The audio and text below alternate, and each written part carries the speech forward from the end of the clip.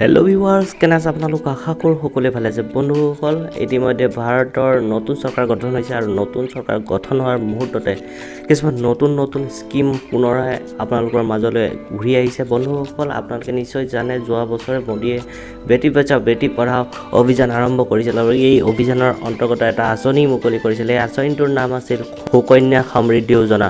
বন্ধুসকল, নৰেন্দ্ৰ মোদীৰ নেতৃত্বাধীন NDA চৰকাৰখনে ভাৰতৰ কন্যা শিশু সন্তানসকলৰ সামগ্ৰিক কল্যাণ নিশ্চিত কৰিবৰ বাবে বিশেষ গুৰুত্ব আৰোপ কৰিছে আৰু সেই হিচাপে বিভিন্ন কাৰ্যসূচী চৰকাৰে গ্ৰহণ কৰিছে।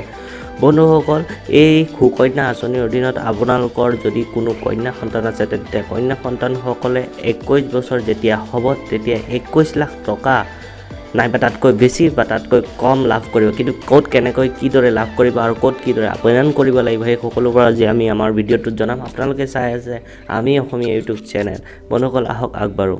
বন্ধুসকল, কেন্দ্ৰীয় চৰকাৰৰ এই আঁচনিৰ অধীনত আপুনি আপোনাৰ কন্যা সন্তানৰ নামত এটা একাউণ্ট খুলিব লাগিব। এই একাউণ্টটোক কোৱা হ'ব সুকন্যা একাউণ্ট, অৰ্থাৎ SSA একাউণ্ট। আপুনি নিকটতম ডাকঘৰত গৈ পেলাই একাউণ্ট খুলিব পাৰে।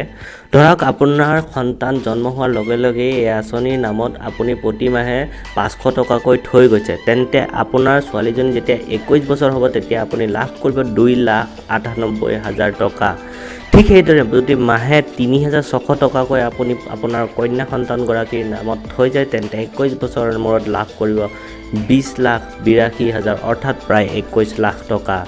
এইখিনিতে মন কৰিবলগীয়া যে আপুনি মাত্ৰ 14 বছৰলৈকে টকা জমা কৰিব লাগিব আৰু তাৰ পাছত যেতিয়া 21 বছৰ হ'ব আপুনি সম্পূৰ্ণ টকা লাভ কৰিব। তলত আমি দেখুৱাইছোঁ, এয়া আপোনালোকে দেখিব পাইছে কিদৰে মাহিলী 500 টকা থৈ আপুনি 3 লাখ টকা উপাৰ্জন কৰিব পাৰে। আপুনি চাব পাৰে যেতিয়া বয়স 1 বছৰ বয়স থাকে তেতিয়া 500 টকা ডিপ'জিট কৰিলে প্ৰতিমাহে, তেতিয়াহ'লে প্ৰতি বছৰত হ'ব 6,000 টকা সৰ্বমুঠ। আপুনি ইণ্টাৰেষ্ট পাব 729, তাৰপিছত আপোনাৰ যেতিয়া ক্লজিং বেলেঞ্চ হৈ যাব 6279.50। ঠিক সেইদৰে একেবাৰে গৈ যেতিয়া আপুনি 21 বছৰ দেখা পাইছে, ইয়াত 21 বছৰত আপুনি পাব 2,82,820 টকা 44 পইচা। এতিয়া প্ৰশ্ন হয় কিদৰে আপুনি একাউণ্ট খুলিব? সুকন্যা একাউণ্ট খুলিবৰ বাবে আপুনি নিকটতম ডাকঘৰত আপুনি যাব লাগিব। তাৰপিছত আপোনাৰ কন্যাৰ যি জন্মৰ প্ৰমাণপত্ৰ, সেই প্ৰমাণপত্ৰ থকাটো নিশ্চিত লাগিবই। তাৰপাছত লগতে আপোনাৰ যিকোনো ডকুমেণ্ট যেনে ভোটাৰ ID, পান কাৰ্ড হৈ যাওক আৰু ড্ৰাইভিং লাইচেঞ্চ, সেইবিলাক আপুনি জমা দিব লাগিব। আৰু এটা কথা হ'ল আপোনাৰ কন্যাৰ বয়স 10 বছৰৰ তলত হ'ব লাগিব, অৰ্থাৎ জন্মৰ পৰা 10 বছৰলৈকেহে আপুনি এই একাউণ্টটো খুলিব পাৰে। ধৰক আপোনাৰ কন্যা সন্তানৰ বয়স 5 বছৰ, তেনেহ'লে আপুনি 5ৰ লগত 21 যোগ কৰিব লাগিব, তেতিয়া আপোনাৰ 26 বছৰ বয়স। যেতিয়া আপোনাৰ কন্যা সন্তানগৰাকী 26 বছৰ হ'ব তেতিয়া আপুনি সম্পূৰ্ণ ধন লাভ কৰিব। অৱশ্যে আপুনি যদি ছোৱালীজনী যেতিয়া 18 বছৰ হয় তেতিয়া আপুনি যিমান জমা ধন কৰে তাৰ 50%, 50% আপুনি উঠাবও পাৰিব। যিসকল দুখীয়া তেওঁলোকে বছৰত কমেও 250 টকাকৈ থ'ব পাৰে, অৰ্থাৎ কমচে কম আপুনি বছৰত 250 টকা, মাহত নহয় বছৰত 250 টকাও থ'ব পাৰে। অৱশ্যে তেতিয়া আপুনি লাভটো কমকৈ লাভ কৰিব।